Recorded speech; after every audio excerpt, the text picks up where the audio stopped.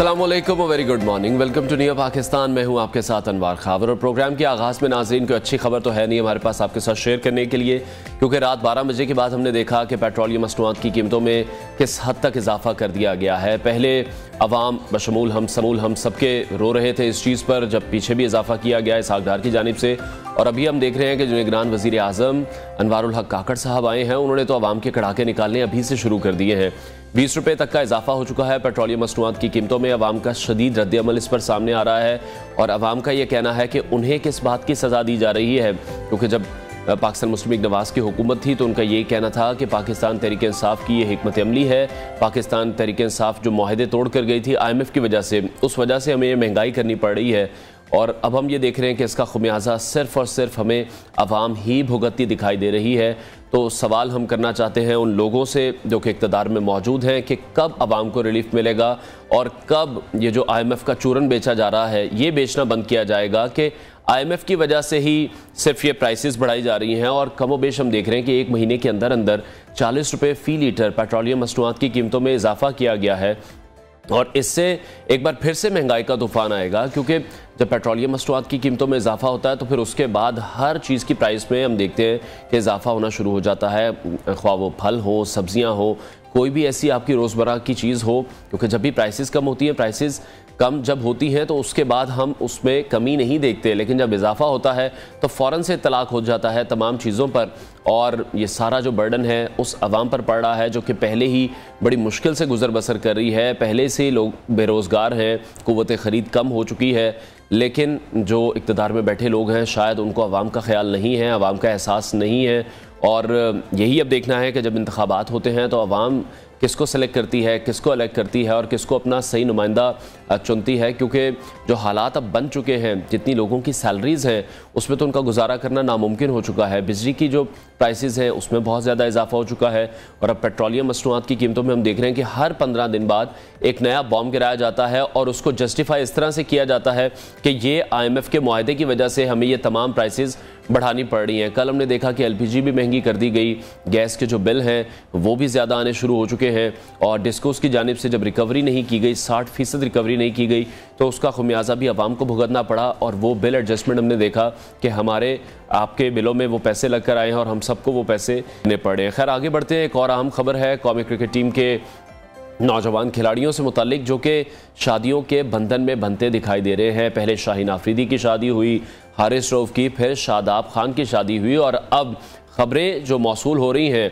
वो उनके कप्तान के हवाले से मौसूल हो रही हैं, यानी कि बाबर आजम। और कहा यह जा रहा है कि अब शादी का उनका भी नंबर आ गया है। दुनिया क्रिकेट के सफ़े अव्वल के बल्लेबाज हैं, कौमी टीम के कप्तान बाबर आजम की शादी होने जा रही है। ये खबरें मौसूल हो रही हैं। ये शादी किससे हो रही है इस हवाले से भी आपको बताएंगे।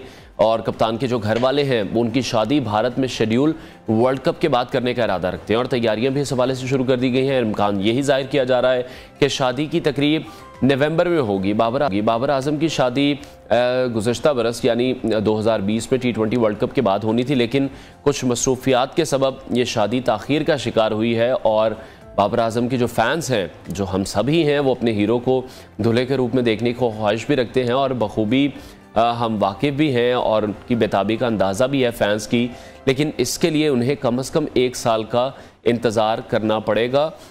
तो हमने देखा कि बाबर की जानिब से एक रीट्वीट की गई जो कि उनके मैनेजर ने की कि ऐसी कोई इतलात अभी नहीं है, कोई शादी की तैयारी नहीं की जा रही। फिर उनके भाई की जानिब से भी ट्वीट सामने आई और उनका कहना था कि ये जो इनका अंदरूनी मामला है, ख़ानदानी मामला है, उस पर तब तक डिस्कशन नहीं होनी चाहिए जब तक उनकी फैमिली की तरफ से कोई भी खबर सामने ना आए, क्योंकि खबरें ही मौसूल हो रही थी कि उनकी जो शादी है वो उनकी खालाजाद से हो रही है। लेकिन फिर बाबर आजम की जानिब से जो उनके मैनेजर ने ट्वीट की उसको उन्होंने रीट्वीट किया है और इसका मतलब ये है कि अभी कोई भी ऐसी प्लानिंग नहीं है, वो खुद इसका बाकायदा ऐलान करेंगे। आगे बढ़ते हैं और अब शामिल करते हैं टॉप स्टोरी।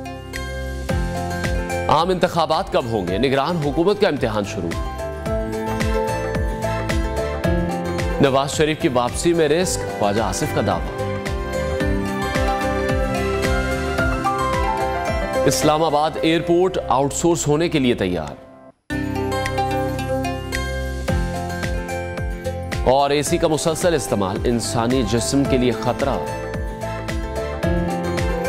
सबसे पहले बात करेंगे निगरान हुकूमत से मुतालिक। वफाक और सूबों में निगरान हुकूमतों के क़याम का मरहला तय होते ही अब जो तमाम निगाहें हैं वो आइंदा आम इंतखाबात के इनेकाद पर मरकूज हो गई हैं और इस सिलसिले में इलेक्शन कमीशन की जिम्मेदारियों की जो अदायगियाँ हैं उसका मरहला भी आन पहुंचा। इलेक्शन नई हल्का बंदियों के एतबार से होने हैं और इस वजह से 90 रोज़ में इलेक्शन होने मुमकिन दिखाई नहीं देते, क्योंकि अगर नई हल्का बंदियाँ होंगी तो फिर 3 महीने से ज़ायद का वक्त लगेगा और कहा यह जा रहा है कि 4.5 से 5 महीने लग सकते हैं। तो फिलहाल इस आइनी पाबंदी पर अमल होता नज़र नहीं आ रहा।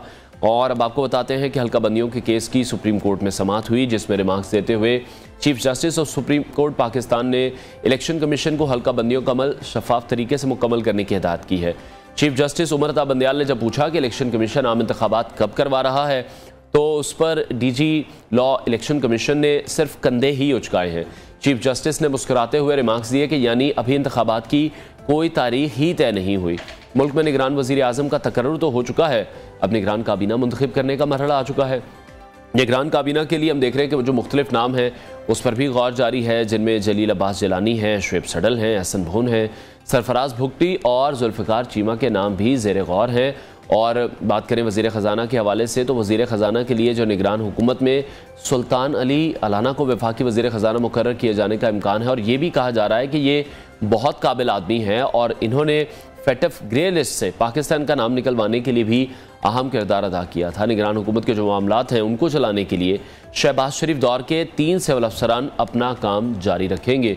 वज़ीर आज़म के principal secretary doctor Syed Tauqeer Hussain Shah, Shehbaz Sharif के साबिक मुशीर और ग्रेड 22 के रिटायर्ड अफसर अहद चीमा और जॉइंट सेक्रेटरी मोहिब अली को नए वज़ीर आज़म ने बरकरार रखा है। और दूसरी तरफ निगरान वज़ीर आज़म पर नाराज़ अख्तर मेंगल ने कहा है कि मैंने शहबाज शरीफ को इस हवाले से कहा था कि ऐसा निगरान वज़ीर आज़म किसी सूरत भी ना लाया जाए जो कि जमहूरियत का गोरकन बन जाए। तहरीक इंसाफ के रहनुमा शाह महमूद कुरैशी ने निगरान हुकूमत से तवक्कुआत लगाई हैं। वो ये कह रहे हैं कि हम उम्मीद करते हैं कि जो निगरान हुकूमत है उनके इक़दामात से सियासी तनाव की सूरत हाल में कमी आएगी और साथ ही साथ जो निगरान हुकूमत से गिरफ्तार ख़वातीन हैं उनकी रिहाई का मुतालबा भी उन्होंने किया है।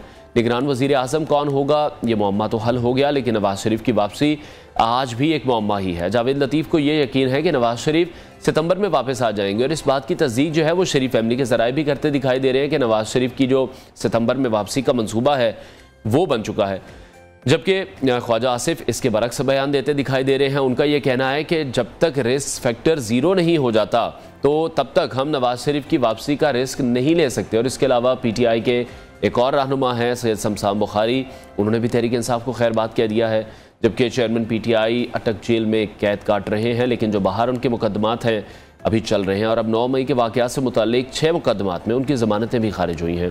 इसके साथ साथ 9 मई के वाक़यात में मतलूब हसन न्याजी को एबटाबाद पुलिस ने कोयटा पुलिस के हवाले कर दिया है। सीनियर तजियाकार नज़ीर लगारी ने हमें इस वक्त ज्वाइन किया, उनसे इस हवाले से मज़ीद बात करेंगे।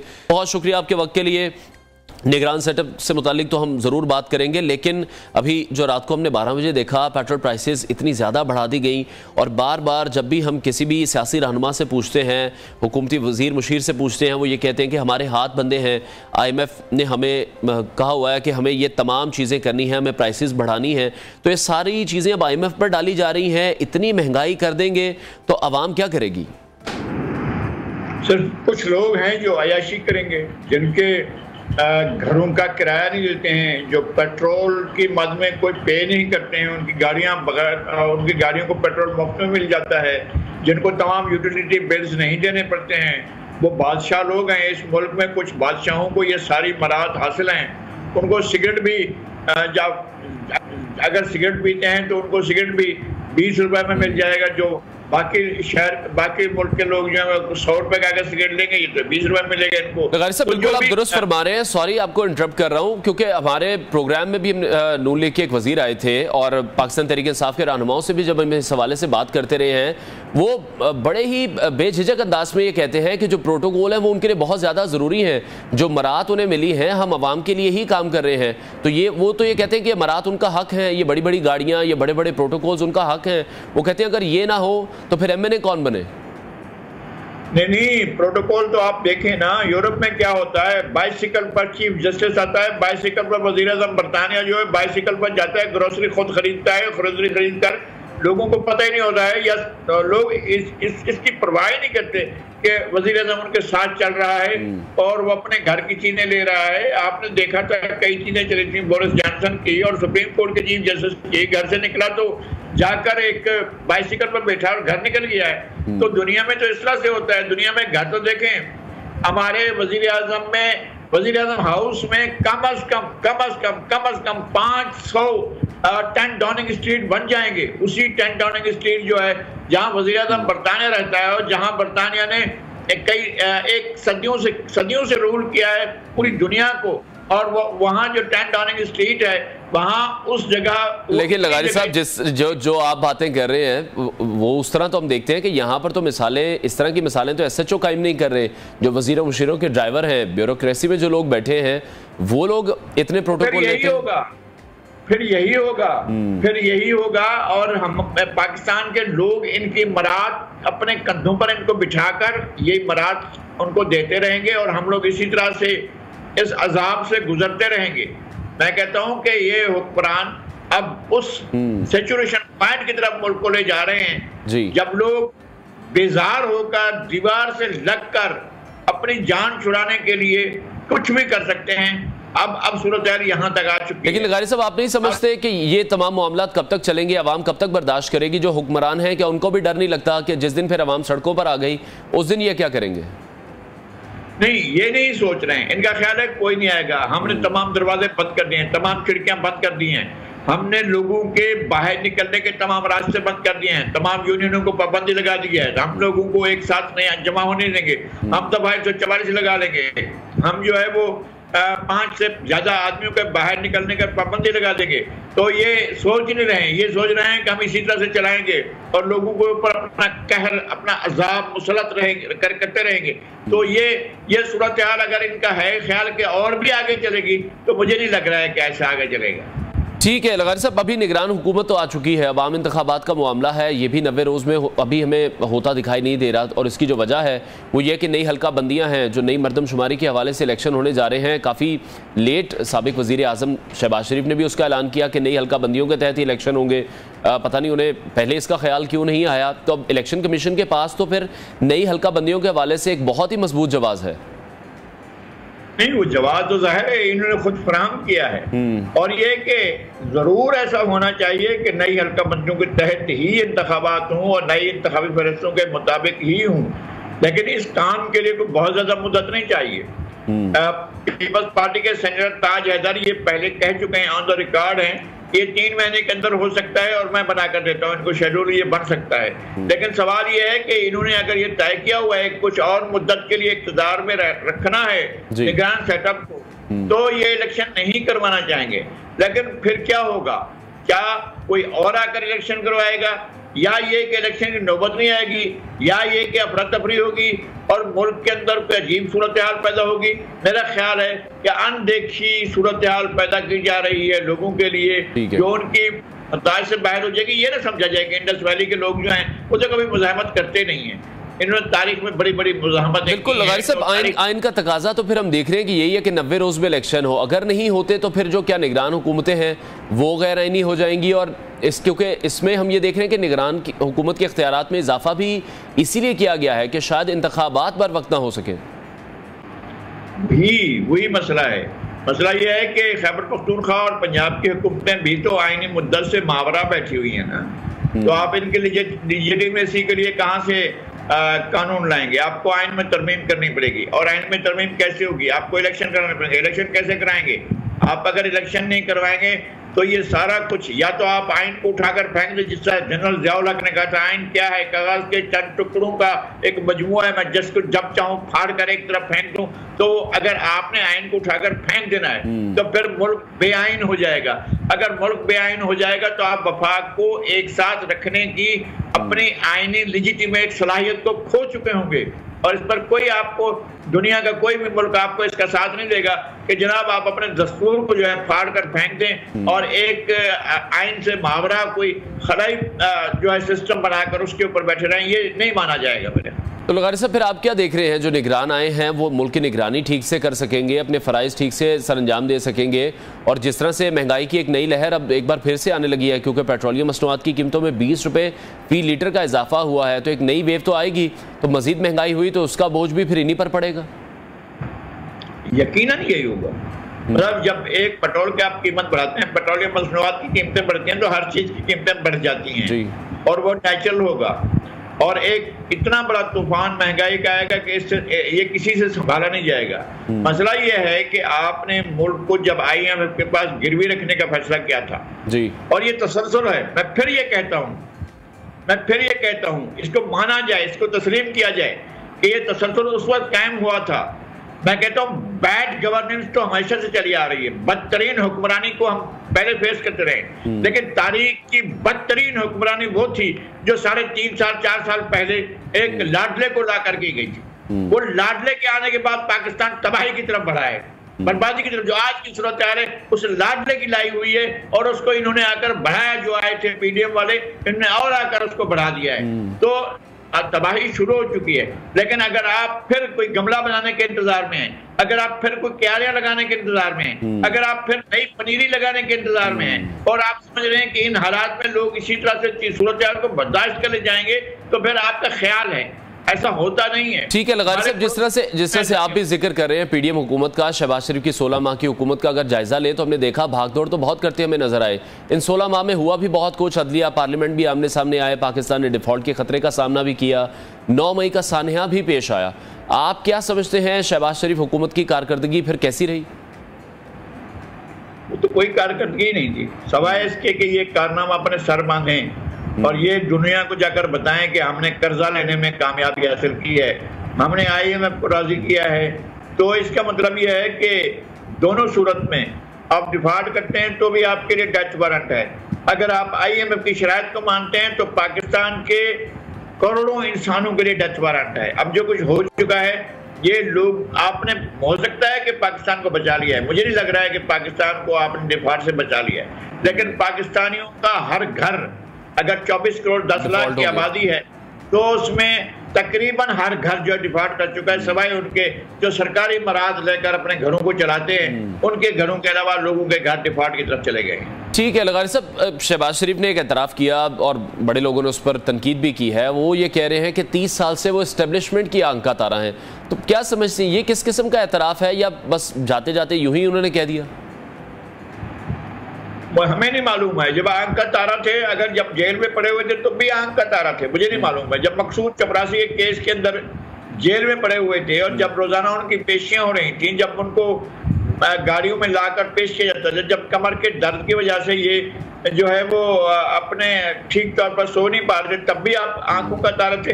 अगर इस्टेब्लिशमेंट के आंख के तारे इस तरह होते हैं तो फिर लोगों को एस्टेब्लिशमेंट की आंख का तारा बनने के लिए क्या मसला है? क्यों जाकर बनते हैं अपनी जाकर ये सारा कुछ, और जो रुसवाई और बदनामी उनको मिली है बहुत से केसेस में जी, मैं कहता हूं कि ये ठीक नहीं है कि दुरुस्त केसेस नहीं थे केसेस। तो जाते जाते कहीं इशारा तो नहीं देंगे कि अगले वजीर आजम भी वही है, नवाज शरीफ वापस नहीं आ रहे हैं? अगर ऐसा इशारा भी है तब भी कोई हर्ज नहीं है। और अगर मियां नवाज शरीफ पूरे की पूरी सहूलतों के साथ, पूरे लाओ लश्कर के साथ, पूरे एहतमाम के साथ वापस आना चाहते हैं तो ना आए। वो अगर आना चाहते हैं तो आ जाएं। उन्हें पिछले साल आ जाना चाहिए था, उससे पिछले साल आना चाहिए था और उन्हें सारी सूरत हाल को फेस करना चाहिए था। पाकिस्तान के अवाम 1999 से लेकर अब तक की जो सूरत हाल भुगत रहे हैं वो मियां नवाज शरीफ की समझौते बाजियों की वजह से भुगत रहे हैं। अगर वो समझौते बाजियां न करते, और देखे ना पाकिस्तान के अवाम को कम से कम एक मान तो हमेशा रहा ना कि हमारे वजीर आजम ने गर्दन कटवा दी। लगारी साहब बिल्कुल जिस तरह से आप फरमा रहे हैं समझौते बाजियों का नवाज शरीफ से मुतालिक, तो अख्तर मेंगल साहब ने भी एक खत लिखा है इन्हीं समझौते बाजियों से मुतालिक नवाज शरीफ साहब को कि जमहूरियत के लिए जो फिर फैसला आप लोगों ने लिया वो फिर नहीं दुरुस्त। और बिलावल भुट्टो जरदारी हमने देखा जब अलविदाई तकरीब करके अपनी खिताब करके गए तो उन्होंने भी आसिफ जरदारी को मुखातिब किया, नवाज शरीफ को मुखातिब किया कि उस तर्ज की सियासत ना करें कि फ्यूचर में उनके लिए और मरियम के लिए दोबारा से वही प्रॉब्लम्स हों। नहीं, मसला ये है कि मुल्क में सिर्फ मरियम और बिलावल ही सियासत करने के काबिल हैं। क्या उन्हीं के पास ये राइट है कि वही सियासत करें?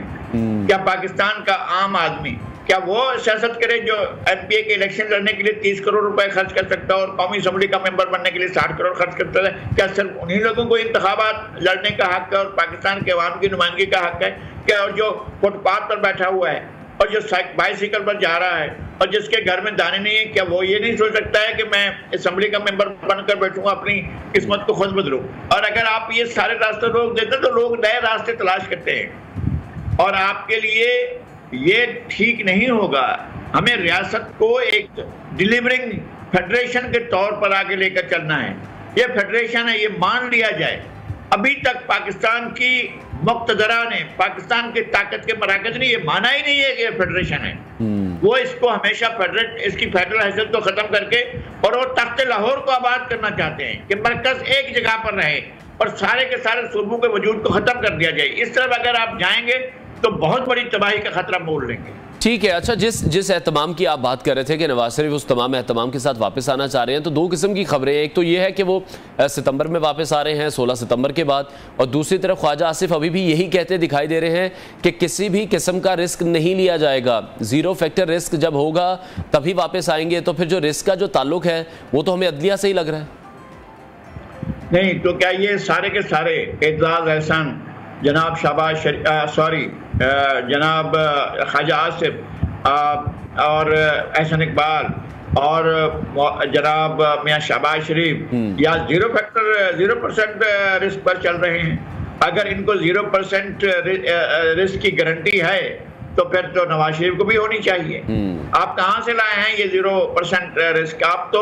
आप जेलों में रहे हैं, ख्वाजा आसिफ साहब तो जेलों में रहे हैं, एहसन इकबाल साहब तो रहे हैं जेलों में, और शहबाज शरीफ साहब भी जेलों में रहे हैं, आंखों का तारा होने के बावजूद भी जेलों में रहे हैं। अगर इसी तरह से आपने चलाना है कि आंखों का तारा भी रहना है और जेलों में भी जाना है, तो फिर ये है कि आने दें उनको भी और वो भी आए, और अगर जेल जाते तो जाएं।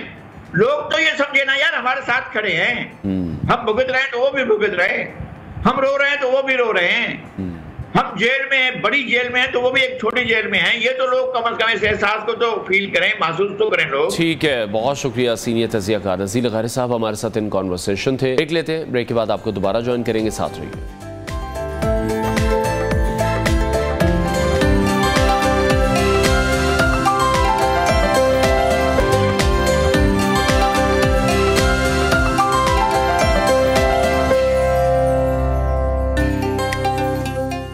Welcome back. निगरान हुकूमत के आते साथ ही पेट्रोलियम मसनूआत की कीमतों में 20 रुपये लीटर तक का इजाफा करके कीमतें मुल्क की तारीख की बुलंद तरीन सतह पर पहुंचा दी गई हैं, और जिससे अंदाज़ा ये किया जा रहा है कि जो आने वाले दिन हैं वो अवाम के लिए कोई अच्छे साबित नहीं होंगे और अवाम पर मज़ीद बोझ डाला जाएगा।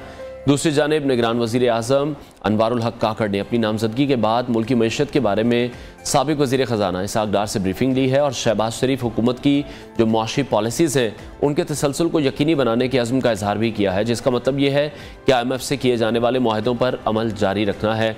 अब कौमी असासों से पैसे कमाने के मनसूबे का आगाज़ भी हो चुका है, जिसके लिए वज़ारत ख़जाना ने इस्लामाबाद एयरपोर्ट को आउटसोर्स करने का प्लान मंजूर कर लिया है, जिसके तहत आउटसोर्स होने पर थर्ड पार्टी एडवांस $10 करोड़ देगी, जबकि खिलाफ वर्जी किए जाने पर एडवांस पेमेंट जब्त और मुआहदा कैंसिल हो जाएगा। दूसरी जानिब शहर कायद के बिजली सार्फिन के लिए भी एक बुरी खबर सामने आई है कि इलेक्ट्रिक सार्फिन के लिए ₹1.52 फी यूनिट सरचार्ज लगाने का फैसला कर लिया गया है। बिजली के बिलों में क्या क्या वसूल किया जा रहा है, आम आदमी को इसका अंदाज़ा भी नहीं है। अब बिजली के बिलों में इनकम टैक्स समेत भारी टैक्सेस की वसूलियों पर नेपरा ने भी नोटिस ले लिया है। बिजली सार्फिन से टैक्सेस वसूली के हवाले से जायज़ा सेशन रखने का फैसला किया गया है। पेट्रोलियम मसनूआत महंगी होने की वजह से अब इसकी दरामद में 40% कमी भी रिकॉर्ड की गई है। जून 2022 के दौरान पेट्रोलियम मसनूआत की दरामदाद की कुल मालियत 418 अरब रुपये रिकॉर्ड की गई थी, ताहम रवां साल जून में पेट्रोलियम मसनूआत 40% कमी के साथ 252 अरब रुपये तक पहुँच चुकी हैं। और एक अच्छी खबर भी है हमारे पास फाइनली कि पाकिस्तान जो जो है वो बासमती चावल की बरामदात में इजाफा रिकॉर्ड किया गया है। और साथ ही साथ अगर हम डॉलर के रेट की बात करें तो डॉलर काबू में किसी के भी नहीं आ रहा। ये कैसे कंट्रोल होगा किसी को भी ये मालूम नहीं है। इस हवाले से मजीद बात करेंगे। माहिर मईशत इरफान ने हमें ज्वाइन किया है। इरफान साहब, बहुत शुक्रिया आपके वक्त के लिए। पेट्रोलियम कीमतों पर सबसे पहले मैं बात करना चाहूँगा आपसे। जितना इजाफा हो चुका है और हर 15 रोज़ बाद ये इजाफा किया जाता है, आवाम को कोई रिलीफ नहीं दिया जा रहा और बार बार यही कहा जाता है कि जो IMF से मुआहदा हुआ है उसको अगर हमें कायम रखना है, उस मुआहदे को नहीं तोड़ना, तो फिर ये प्राइसेस बढ़ानी है। क्या ये बात दुरुस्त है? जी, किसी हद तक जो बात दुरुस्त है, लेकिन जो असल हकीकत है वो ज़रा मुख्तलिफ है। एक तो जैसे इन्होंने IMF के मुआहदे में ये तय किया कि ये पेट्रोलियम लेवी हर दफ़ा ये 50 और 55 से फिर 60 रुपए पर लीटर लेकर जाएंगे। तो एक तो वो मुआहदे की शिक ऐसी है कि जिसको आपने फॉलो करना है और ये अगले 9 महीने का जो स्टैंड बाय अरेंजमेंट है इसमें आपको ये लेवी हर हाल में लगानी है। दूसरा जो इसकी अहम बात है वो ये है कि आपकी डॉलर प्राइस चूँकि कंट्रोल में नहीं आ रही, तो ये इंपोर्ट आइटम है पेट्रोल, तो उसकी वजह से डॉलर प्राइस का इफेक्ट भी इस प्राइस पर आता है।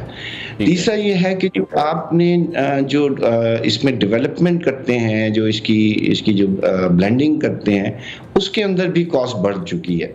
सो ये मल्टीपल रीजंस हैं जिसकी वजह से पेट्रोलियम प्राइस में इजाफा मुसलसल हो रहा है।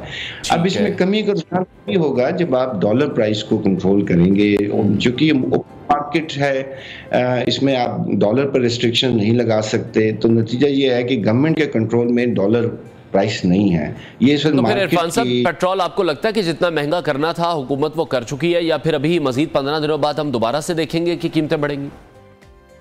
मेरा ख्याल है कि अभी ये कुछ ऊपर मजीद जाएगा। मैं इसलिए कह रहा हूँ कि हमारे यहाँ इन्फ्लेशन की रेशो बहुत तेज़ी से ऊपर गई है, उसका इफेक्ट अभी आएगा। ये यकीनन बात है कि शायद ये अगले 2 महीनों में ये प्राइस नीचे आनी शुरू हो जाएगी जब डॉलर कंट्रोल होगा। इस वक्त डॉलर बहुत ज़्यादा हाइपर एक्टिविटी में है। आपकी इंपोर्ट्स के जो बिल थे, जो पेंडिंग थे पिछले कुछ 6 से 8 माह से, वो अब पे हो रहे हैं, जिसकी वजह से डॉलर शॉर्टेज हो जाती है। और स्टेट बैंक जो है वो अपने डॉलर जो है वो सिर्फ डेट रिपेमेंट में इस्तेमाल करता है, और जो ओपन मार्केट में डॉलर है उस पर स्टेट बैंक का कंट्रोल नहीं है। नतीजा ये है कि ये डॉलर इस वक्त मुसलसल एक ऐसी कमोडिटी बन गया जो बहुत ज़्यादा सर्कुलेट कर रहा है और उसकी डिमांड ज़्यादा है। तो इसलिए ये ट्रेंड अभी बढ़ेगा, ये कम होगा। मेरा ख्याल है कि इसको 2 से 3 माह लगेंगे। तो अभी जो मामलात हैं वो तो निगरान हुकूमत के हाथ में आ चुके हैं। IMF से मामलात हैं, मुल्क में मुआशी बहरान है, बर वक्त इलेक्शन के हवाले से बात की जा रही है, बहुत बड़ी जिम्मेदारी है निगरान हुकूमत पर, साथ ही साथ रुपए की गिरती हुई कदर है। तो बहुत सारे ऐसे मामलात हैं, तो क्या ये सब कंट्रोल कर पाएंगे, इतने अहल हैं? मेरा ख्याल है कि ये ज़्यादा बेहतर सूरत हाल में हैं और ये ज़्यादा बेहतर पोजीशन में होंगे इकॉनमी के ये जो मामला जिनके तरफ आप इशारा करें इसको कंट्रोल करने के।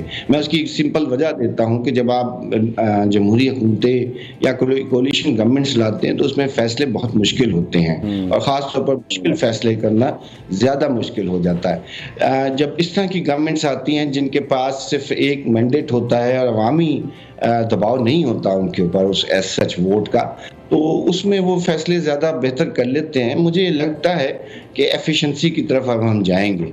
पिछली हुकूमतों में एफिशिएंसी, इकोनॉमिक एफिशिएंसी बहुत कॉम्प्रोमाइज़ हुई थी और हमने बहुत ऐसे खर्चे भी किए जिसका कोई जवाब नहीं था। अब लगता यह है कि अगर इस गवर्नमेंट को ये टास्क मिला है कि वो एफिशिएंसी को भी लेकर आए, तो फिर उम्मीद है कि बेहतर फैसले होंगे और शायद इकोनॉमी की सूरत हाल इससे बेहतर होगी जो आज हम देख रहे हैं। आप क्या समझ रहे हैं कि निगरान हुकूमत को जो मुआशी चैलेंजेस हैं, किन असल मुश्किलात का सामना करना पड़ सकता है और उन मुश्किलात से फिर कैसे बच सकते हैं? देखिए, सबसे अहम जो मुश्किल इस लोगों को दरपेश है वो तो इन्फ्लेशन है, और इन्फ्लेशन जो है वो मार्केट की एक हॉस्टाइल सिचुएशन है।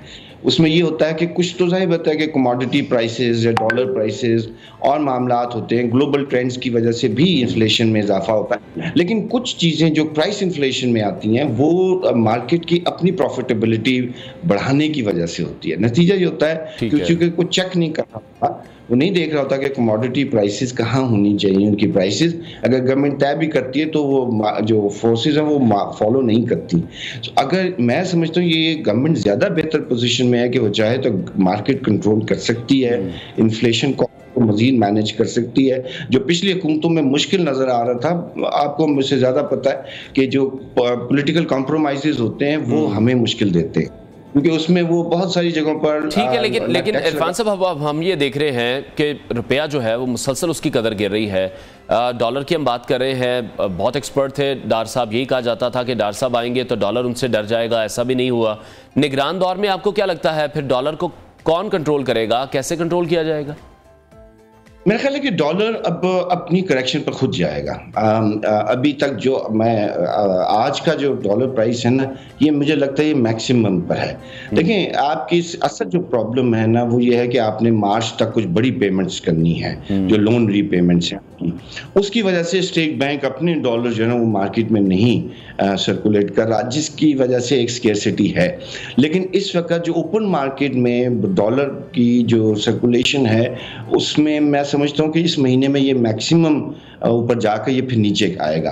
तो मेरा ये नहीं ख्याल कि इससे ज़्यादा बहुत ऊपर जाएगा। ये अभी चंद मतलब 2 हफ्तों के ही अंदर मुझे लगता है कि ये नीचे की तरफ इसका रुझान होगा। ठीक है। अच्छा इरफान साहब, हम हमेशा से बात करते रहे हैं कि जो भी इदारे ऐसे हैं जो कि ख़राब चल रहे हैं या घाटे में जा रहे हैं, जिस तरह से इस्लामाबाद एयरपोर्ट के अब आउटसोर्स होने की बात हो रही है, प्राइवेटाइजेशन के इस अमल को आप किस तरह से देख रहे हैं? क्या हम इसको प्राइवेटाइज ही कर रहे हैं या आउटसोर्स का मतलब कुछ और होगा? तो इस तरह जो दीगर इदारे हैं जिनमें काफ़ी खसारा है, तो कैसे देख रहे हैं इस पॉलिसी को? देखिए, आउटसोर्स करना थोड़ा सा डिफरेंट है फ्रॉम प्राइवेटाइजेशन। प्राइवेटाइजेशन में तो आप ओनरशिप राइट्स भी देते हैं और उनको शेयर्स, मेजॉरिटी शेयर्स देते हैं जो कंपनीज खरीदती हैं उन फैसिलिटीज़ को। आउटसोर्सिंग में एक लिमिटेड टाइम अरेंजमेंट होता है और वो एक किस्म का, जैसे आपने किसी को कॉन्ट्रैक्ट आउट किया है कोई जगह या कोई फैसिलिटी, तो वो कॉन्ट्रैक्ट आउट करने की जो डेट होती है और टर्म्स होती हैं वो ही फॉलो होती हैं और वो after expiry of the contract वो फैसिलिटी आपको वापस मिल जाती है। सो इसमें ये ऑफिशियल अरेंजमेंट्स हैं, दुनिया भर में होते हैं इस तरह की आउटसोर्सिंग की जाती है और उसमें एक सर्टेन टाइम पीरियड के लिए प्राइवेट कंपनीज उसको टेक ओवर करती हैं, अपना प्रॉफिट लेती हैं, लेकिन एफिशिएंट बनाती हैं सर्विसेज को, क्योंकि उनको प्रॉफिट का इंटरेस्ट होता है। तो मेरे ख्याल में outsourcing is a better option than a total privatization. ठीक है। अच्छा, बिजली के बिलों की अगर हम बात करें, जितने बिल आ रहे हैं आप भी बहुत बेहतर अंदाज में जानते हैं, बिजली के बिलों में क्या क्या वसूल किया जा रहा है, किस किस्म के टैक्सेस लगाए जा रहे हैं, इस बात का अंदाज़ा तो किसी भी आम आदमी को नहीं है। एक तरफ महंगी बिजली है, दूसरी तरफ टैक्सेस की बहुत ज़्यादा भरमार है, तो इस किस तरह से तयन होगा बिजली के बिल में वसूलियों का? देखिए, ये ज्यादती की है पिछली हुकूमत ने। उन्होंने अपने टैक्स डेफिसिट जो उनके नहीं टारगेट्स पूरे होते उन्होंने एसेंशियल कमोडिटीज या सर्विसेज में डाल दिए। जैसे बिजली के बिलों में वो चीज़ें भी चार्ज की गई हैं जो जस्टिफाइबल नहीं है कि आप इस तरह के यूटिलिटी बिल्स के अंदर टैक्स रिकवरी का जो आपका डेफिसिट है, जो आप नहीं कर पाए हैं टैक्स कलेक्ट, वो यहाँ से इकट्ठा करें। ये गलत होता है, इससे गरीब आदमी पर बहुत बोझ पड़ता है। ये वही बात जो मैं पहले कह रहा था कि जो सियासी हुकूमतें होती हैं उनके बड़े और तरह के मसाइल होते हैं और वो नतीजा ये होता है कि वो ताकतवरों को तो नहीं टैक्स कर पाते, तो वो कमज़ोरों से ही ज़्यादा लेते हैं। तो अब बिजली के बिलों में वो चीज़ें भी टैक्स में डाली गई हैं जो मेरा ख्याल है कि बिजली के बिल में कम से कम नहीं होनी चाहिए, क्योंकि बिजली का बिल तो एक गरीब आदमी भी इस्तेमाल करता है। तो इरफान साहब, इसका मतलब ये है कि जो IMF की तरफ से फरमाइशें नहीं भी की गई थी, जो मुतालबात नहीं भी किए गए थे, वो भी फिर डाले जा रहे हैं?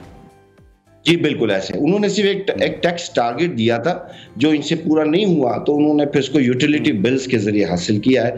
मैंने बताया था कि 280 बिलियन रुपीस का एक उनको टैक्स डेफिसिट था जो इन्होंने मुख्तलिफ इस तरह की जो हेड्स हैं उससे हासिल किया है, जो कि अनफेयर है। मैं समझता हूँ ये मैं पहले भी बात करता हूं। तो इरफान साहब, कहीं फिर ऐसा तो नहीं है कि जो पेट्रोलियम मसनूआत की कीमतों में हम इजाफा देख रहे हैं वो भी इसी तरह से हो रहा है? बिजली की कीमतों में भी आप बता रहे हैं कि इस तरह से किया जा रहा है। अगर हम गैस की बात करें तो क्या फिर इदारे काम नहीं कर रहे हैं, अपनी रिकवरियां नहीं कर रहे हैं, डिस्कोज रिकवरियां नहीं कर रहे हैं, वापडा, नेपरा, ये तमाम इदारे काम नहीं कर पा रहे हैं, तो फिर इस तरह से अवाम से पैसे निकलवाए जा रहे हैं? बिल्कुल सही आपने कहा। मैं सिर्फ मिसाल से वाज़े कर दूं कि आपने 6,200 रुपए 6,200 अरब का आपने टैक्स कलेक्ट किया, जबकि आपका टारगेट 9,000 अरब का था। तो ये जो डेफिसिट आप नहीं कर पाते, आपका सिस्टम एफिशिएंट नहीं है, जनरेट नहीं करता, तो वो जो आपका रेवेन्यू टारगेट है, वो ऐसी चीज़ों से आप हासिल करते हैं। बहुत शुक्रिया हमारे मशरफ मुफ्ती, हमें हमारे सजेशन थे। ब्रेक लेते हैं, ब्रेक के बाद आपको दोबारा ज्वाइन करेंगे।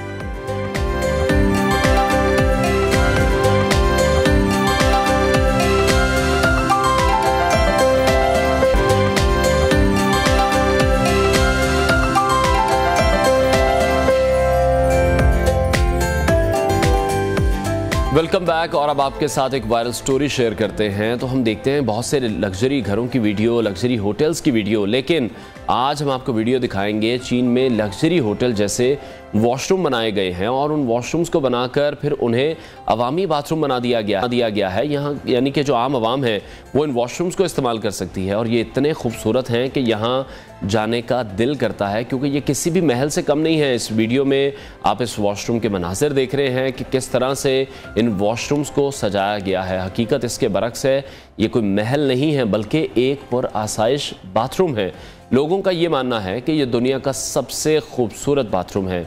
और ये जो मॉल है इसकी 6ठी मंजिल पर इस बाथरूम को बनाया गया है और इनके रास्ते पर कॉरिडोर के दोनों अतराफ में हम देख रहे हैं कि पौधे लगे हुए हैं, बहुत से शीशे लगे हुए हैं और इन हॉल के दरमियान ऐन वस्त में सोफ़ा सेट भी लगाया गया जहाँ पर आप इंतज़ार कर सकते हैं, आराम कर सकते हैं। और इस सोफ़े सेट पर दोस्तों के साथ आने वाले बैठकर जो दोस्तों का इंतज़ार करते हमें दिखाई दे रहे हैं। बच्चों की बात करें या बड़ों की बात करें, दोनों की पहुंच के एतबार के हवाले से जो फवारा नुमा वॉश बेसन है वो यहाँ पर लगाए गए हैं। बड़े ही उम्दा तरीके से इसे डिज़ाइन किया गया है और इसके जो डिज़ाइनर हैं जिनका नाम ली बताया जा रहा है, वो ये कह रहे हैं कि एक शॉपिंग मॉल में जो वॉशरूम्स हैं वो अवामी होते हैं। बहुत बड़ी तादाद में लोग मॉल में आते हैं, शॉपिंग करने आते हैं, विंडो शॉपिंग करने आते हैं, तो वॉशरूम्स वहाँ पर बहुत ज़्यादा ज़रूरी हैं। तो ये एक ऐसी जगह है जो कि हर किसी के लिए खुली है, किसी के लिए भी यहाँ पर रोक टोक नहीं है। तो इसके लिए उनका ये कहना है कि हमने इसे डिज़ाइन करने के दौरान इस बात पर खुसूसी तवज्जो दी है कि शॉपिंग मॉल के ये जो कोने हैं ये गैर मुतवक्के तौर पर इंसानियत की खिदमत को ज़ाहिर कर सकें। बड़े ही बाकमाल तरीके से इसे डिज़ाइन किया गया है। और जब मैंने भी पहली बार ये वीडियो देखी तो यही ख्याल आया कि शायद किसी महल की ये वीडियो है। यहाँ पर जब हमने ये वीडियो देखी है कि जो लोग इसमें एंटर हो रहे हैं, शायद कोई घर है या कोई मॉल है या किसी बड़े ही लग्जरी होटल में, 7 स्टार होटल में हम एंटर हो रहे हैं। लेकिन फिर जब इस वीडियो को गौर से देख रहे हैं तो इसके दोनों तरफ में वॉश बेसन लगे हुए हैं। इंटरेस्टिंग बात यह है कि ये पब्लिक के लिए है, मतलब आम आवाम के लिए बनाए गए हैं। ये नहीं है कि किसी प्रोटोकॉल के लिए बनाए गए हैं, किसी ख़ास शख्स के लिए बनाए गए हैं। तो ये आम आवाम के लिए डिज़ाइन किए गए हैं और बड़े ही ज़बरदस्त तरीके से, बड़ी ही महारत से।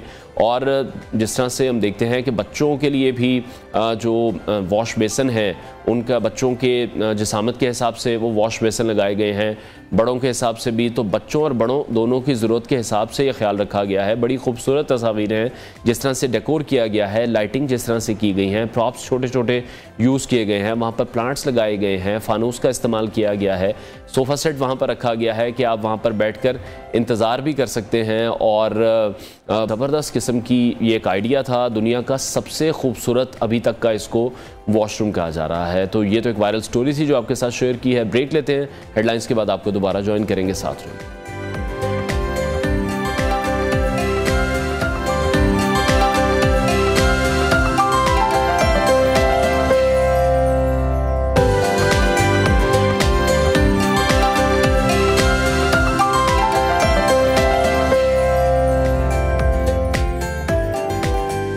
Welcome back. और अब कुछ बात करेंगे फ़ुटबॉल के हवाले से, जो कि दुनिया का मकबूल तरीन खेल है। और कुछ साल पहले तो हमें यह भी यकीन नहीं था कि कभी जो पाकिस्तानी नेशनल टीम है वो फ़ुटबॉल के आलमी कप में शिरकत करेगी। अब देखना ही है कि ये जो ख्वाब है ये कब पूरा होगा और कौन ये ख्वाब पूरा करेगा। तो अब हम बात कर लेते हैं स्ट्रीट फुटबॉलर्स की, जिन्होंने पाकिस्तान का नाम फुटबॉल की दुनिया में रोशन कर दिया है।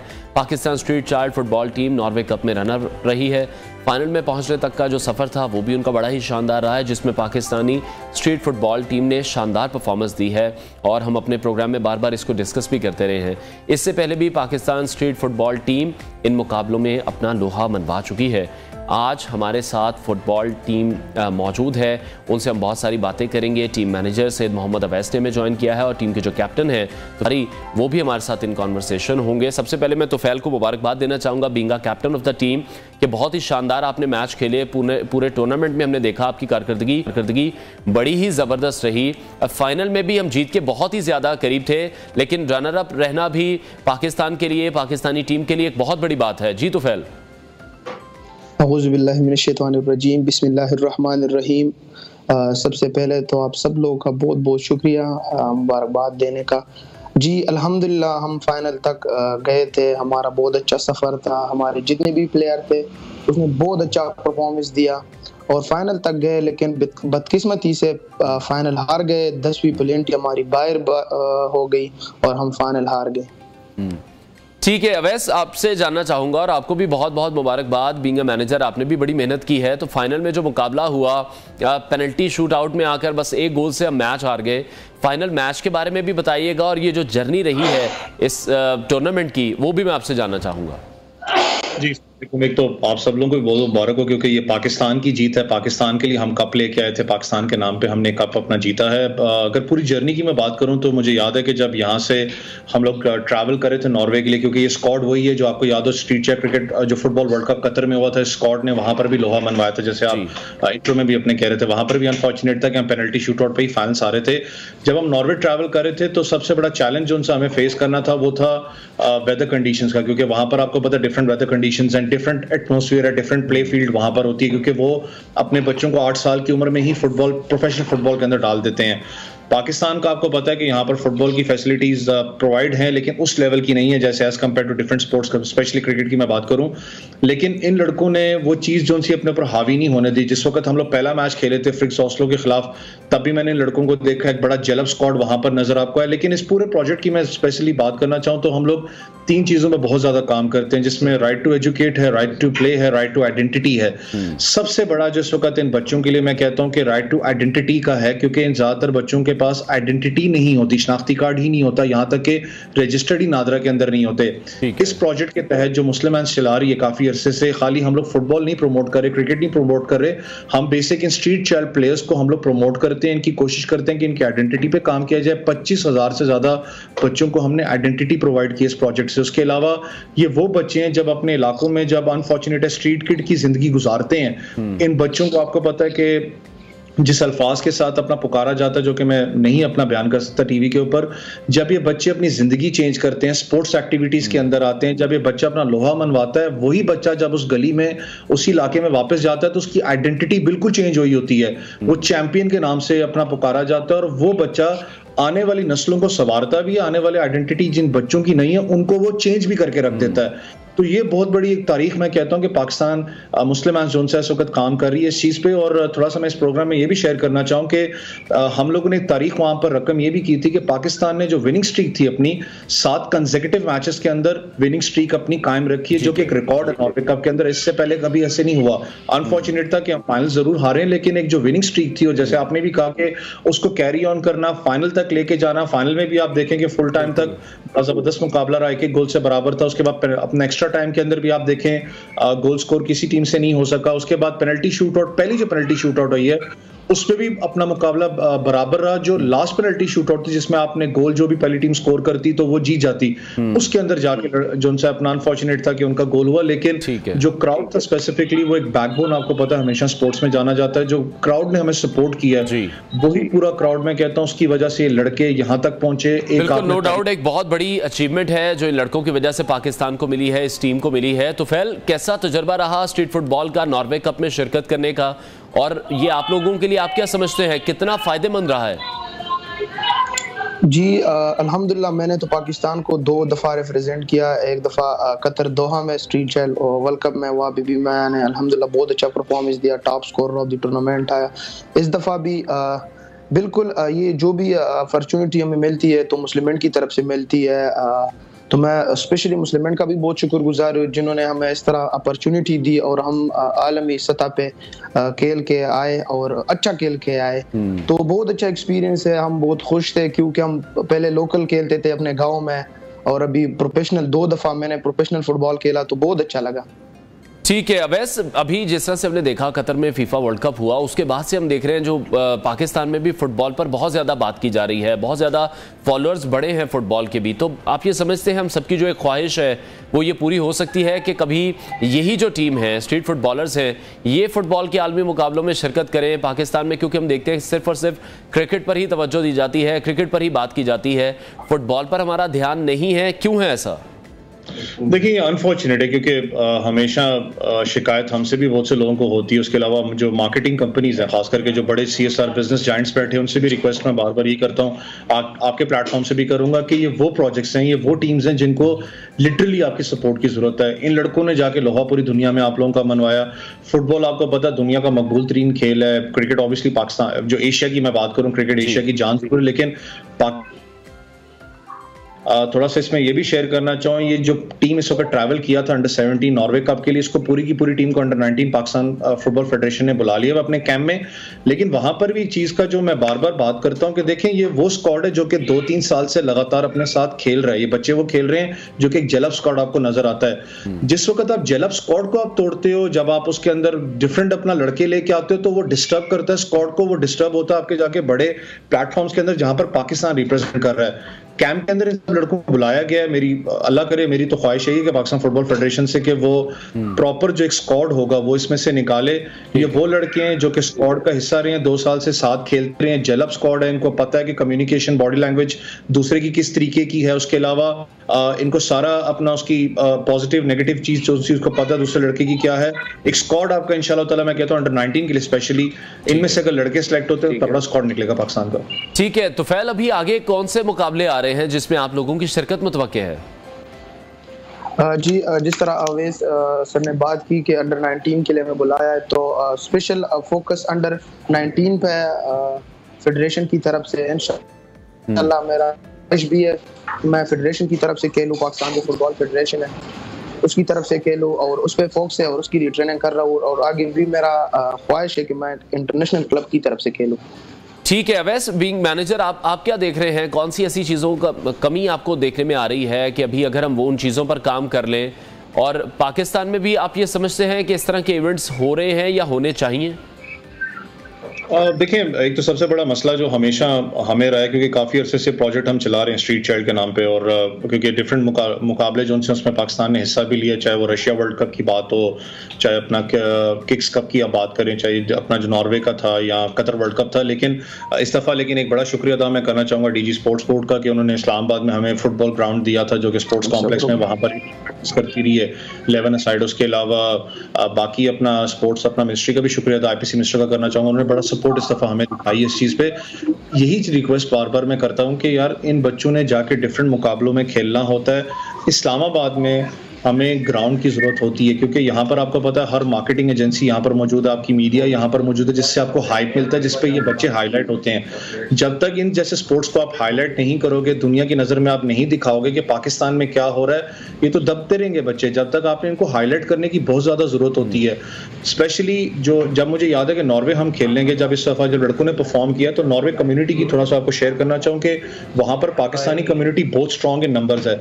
और आपको पता है पाकिस्तानी कम्युनिटी जो बच्चे हैं स्पेशली वहां पर जो पाकिस्तान नहीं कभी विजिट किया, वो बातें करते थे कि हमें ताना मिलता था कि जी आप लोगों की कंट्री में फुटबॉल ज्यादा, क्रिकेट ज्यादा है, फुटबॉल से आपका लेन देन नहीं है, फुटबॉल में आप अपने बच्चे क्यों लेके आते हो।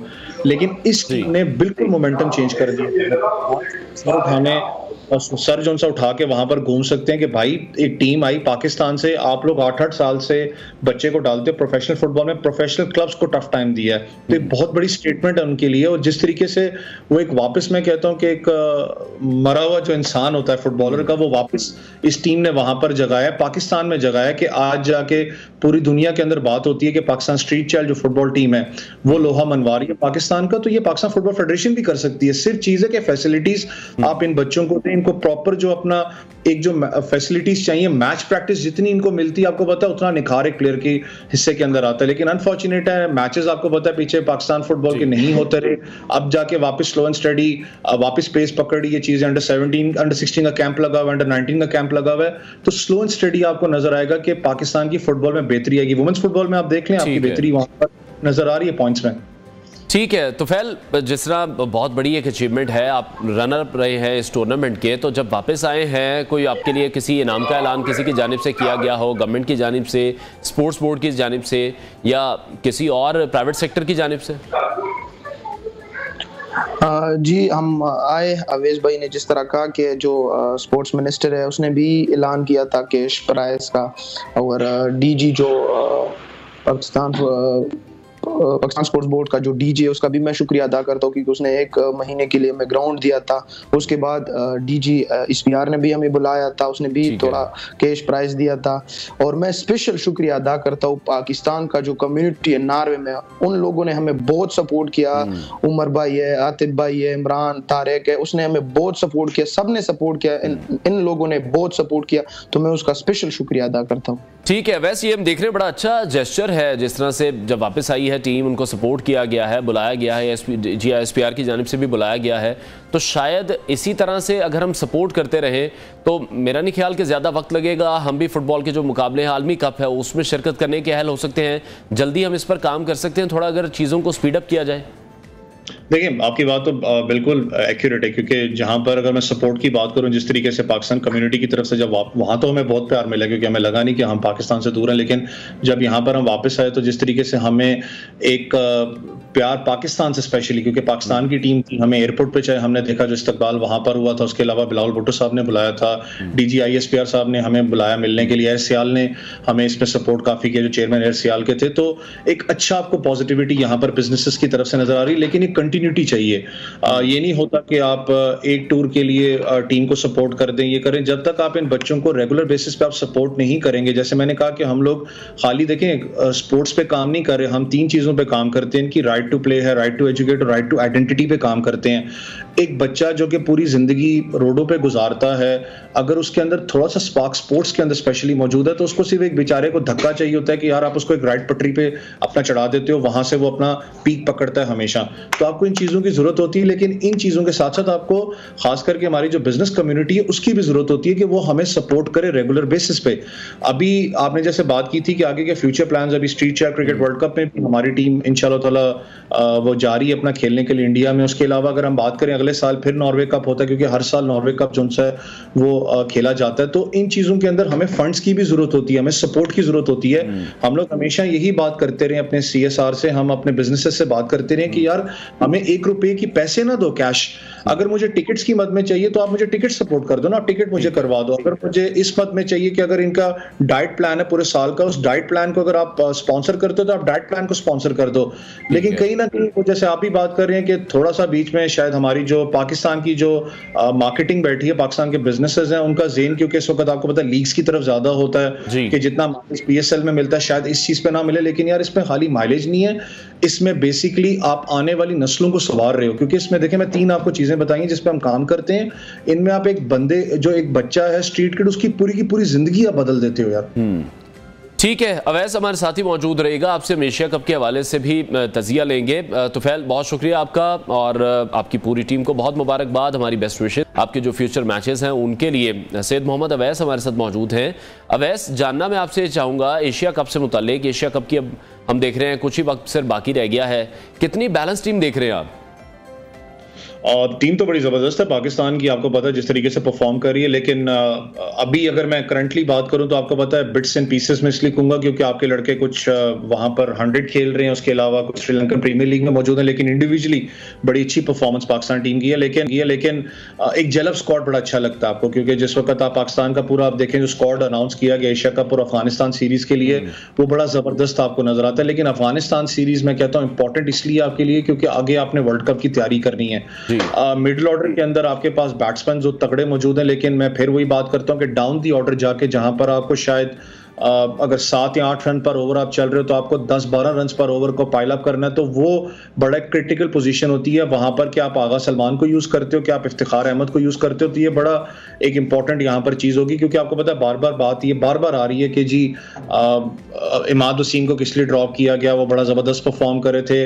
वैसे इमाद वसीम की बात करूं तो इमाद वसीम ने बड़ा अच्छा, आपको पता है बड़े टूर्नामेंट्स में पाकिस्तान को मैचेस अनएक्सपेक्टेड मैचेस जितवा के दिए, और इंडिया जैसी जगह पे आपको चाहिए होता है कि जो अटैक बॉलिंग जिस तरीके से इमाद वसीम करते रहे, अपना ओपन करते रहे, तो बड़ा एक जरूरत होती है उस बॉलर की। लेकिन ये स्क्वाड जो आपको मिला है इसको बैकअप करने की जरूरत है। लेकिन जो फास्ट बॉलर्स की स्पेशली बात करूं, आपने देखा होगा नसीम शाह को भी कल रेस्ट दिया गया, अच्छी बात है, क्योंकि मैं देख रहा था उस दिन जब उनके कंधे में दर्द थी तो बार बार कमेंटेटर एक बात कर रहे थे श्रीलंका प्रीमियर लीग में जब बाबर आजम, क्योंकि एक ही टीम में दोनों है, कि बाबर आजम लुक्स वरीड क्योंकि he is your prime fast bowler, he is a strike fast bowler, तो वो नजर वो चीज आती है। तो जो लोड मैनेजमेंट है वो बड़ी डिपेंड करेगी पाकिस्तान क्रिकेट कैसे लोड मैनेजमेंट को बर्दाश्त करती है, क्योंकि आपने बड़े टूर्नामेंट्स खेल रहे हैं, आपके पास सिवाय अफगानिस्तान सीरीज के अलावा तो कोई सीरीज है नहीं कि आप उसमें चेंजेस करते रहें। यही सीरीज है, अगर 3-0 से आप जीत जाते हो तो आप दुनिया में पहले नंबर पर रैंकिंग। अच्छा वैसे जिस तरह से आप बात करें लोड मैनेजमेंट की, बिल्कुल ठीक है कि उस पर एक प्लानिंग होनी चाहिए, कोई ना कोई स्ट्रैटेजी उस पर जरूर बननी चाहिए, क्योंकि आगे बहुत अहम इवेंट्स आ रहे हैं, एशिया कप है, उसके बाद वर्ल्ड कप है। लेकिन फिर दूसरी तरफ हम देखते हैं कि जो प्लेयर्स हैं उन्हें भी अपने फाइनेंसेस पर नजर रखनी है, फाइनेंशियल उनके जो मामलात हैं, जब वो बाहर जाकर लीग्स खेल रहे हैं तो वो लाखों डॉलरों में कमा रहे हैं, जब हम उनकी इनकम की बात कर रहे हैं या सैलरीज की बात कर रहे हैं विद इन पाकिस्तान तो वो हजारों डॉलर्स में हैं, तो फिर उन्हें भी तो एक मार्जिन चाहिए। देखिए ये चीज़ तो अगर वो कहते हैं ना कि वक्त जो पुराना होता है वो वापस अपना करवट लेता है, तो वो स्लो एंड स्टडी ठीक है, लीग्स हो रही हैं दुनिया के अंदर, मैं भी उस चीज़ पे एक्साइटेड होता हूँ। मैं अगर यंगस्टर मेरे पास जो काम करता है वो भी कहता है कि यार मैंने लीग खेलनी, क्योंकि उसको पता है कि लीग 1-2 लीग लग गई मेरी अच्छी तो मुझे डायरेक्ट एंट्री हो जाती है नेशनल टीम के अंदर। और ऑब्वियसली जितना उसके अंदर आपको पता है फाइनेंसेस और जितनी मार्केटिंग होती है कहीं भी होती नहीं है इस वक्त जो लीग क्रिकेट का है मामला। लेकिन एक और चीज़ आप देखें ना, लीग क्रिकेट इतनी ज़्यादा हो गई है कि अब आईसीसी का जो कैलेंडर है वो स्क्वीज होता जा रहा है, छोटा होता जा रहा है। आपने देखा होगा पीछे एमसीसी ने भी जो सा वो एक तजवीज दी थी कि जी जो वनडे क्रिकेट है उसको बिल्कुल स्क्वीज कर दिया जाए, जब वर्ल्ड कप आया करेगा वनडे का उससे पहले उसको रिलीज कर दिया जाए, कि इससे ज्यादा एक्साइटमेंट बढ़ेगी। मुझे नहीं लगता इससे ज्यादा एक्साइटमेंट बढ़ेगी। लोग कहते थे कि टेस्ट मैच खत्म हो रही है लीग क्रिकेट की वजह से, आपकी वनडे ज्यादा रगड़े में जा रही है। आप देखें ना T20 तो लोग देखते हैं, टेस्ट मैच भी देखते हैं, जैसे इंग्लैंड ऑस्ट्रेलिया का होता है, वनडे आपका लोग देखना छोड़ गए हुए हैं। हम थोड़ा सा बीच में जब मिडिल ओवर आते हैं, जब आपको बिल्ड करनी होती है इनिंग्स, तो लोग वो छोड़ गए देखना बोरियत की वजह से। लोग कहते हैं जी बोरिंग हो गया, हमने नहीं देखना। लेकिन कहीं ना कहीं क्रिकेट बोर्ड्स की मैं बात करूं, पीछे क्रिकेट बोर्ड भी, पाकिस्तान क्रिकेट बोर्ड, जो मुझे नॉलेज थी या मुझे इल्म था वो ये था कि पाकिस्तान क्रिकेट बोर्ड भी एक चीज डिजाइन कर रहा है जिसमें प्लेयर्स को शायद ये कहा जाएगा कि आप दुनिया की सिर्फ 2 या 3 लीग्स खेल सकते हो। PSL के अलावा की बात मैं कर रहा हूँ, आप 2 लीग्स खेल सकते हो, क्योंकि आपने कहीं ना कहीं प्लेयर्स को भी अपना, ऑब्वियसली जैसे आपने बात की, आपने चला के रखना है, साथ आपने पाकिस्तान के साथ स्टिक अराउंड करके रखना है। अब एक आपको पता है नई नई चीजें भी आ रही हैं लीग क्रिकेट के अंदर, चाहे वो कोपाल डील की बात करें, चाहे आपको पता है IPL के अंदर भी हुआ था जो चीज के जिन्होंने इंग्लैंड क्रिकेटर्स को अप्रोच किया गया कि आप मुल्क को छोड़ें खेलना, हम आपको इतने फाइनेंसेस देंगे, तो फाइनेंसेस भी इस मामले में आते हैं। तो स्लो मैं कहता हूँ ICC को स्टेप लेना पड़ेगा इस चीज पे। ठीक है, बहुत शुक्रिया। स्पोर्ट्स एनालिस्ट सैयद मोहम्मद अवैस हमारे साथ इन कॉन्वर्सेशन थे। ब्रेक के बाद आपको दोबारा ज्वाइन करेंगे, स्टे विद अस।